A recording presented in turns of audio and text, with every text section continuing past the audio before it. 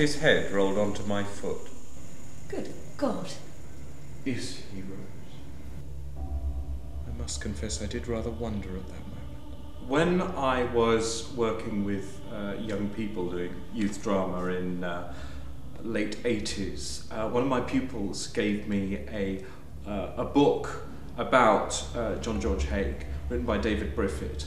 And the more I read it, the more I realised that the places that he'd grown up in, been to prison in, got his victims from, killed people in, were places where I'd been to college and lived in and everything. So that was the first hook that got me interested in this rather bizarre man. How far down is it? I don't know. Must be 300 feet at least. It's a sheer drop. Oh, you're perfectly all right, my darling. I'm here. But rehearsing that particular scene, the Beachy Head scene, was... Do you know, I think it was the most... Oh, how can I put this? Not inspiring, that's the wrong word, but it was such a fantastic way to rehearse that particular scene, to actually go to the place, and it makes playing the scene so much easier.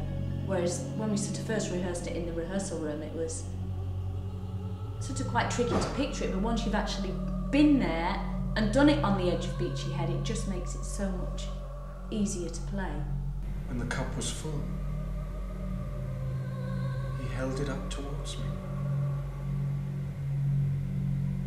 His mouth moved. He said, "Drink."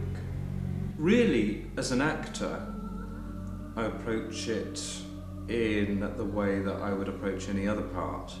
You look for motives and background information and neuroses and all sorts of things like that in their past that you can connect with or not connect with, or things that help you understand him. Who can say what the voice of God sounds like? Presumably someone who's heard it. I like to think that God's in here.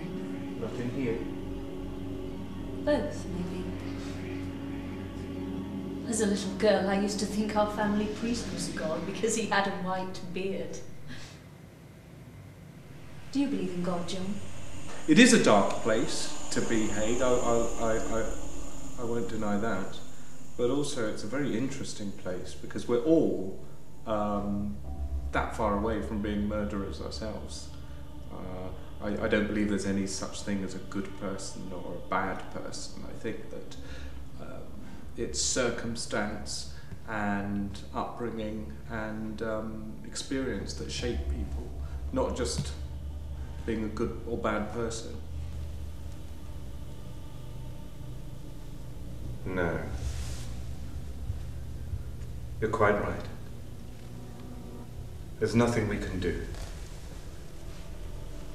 Come along.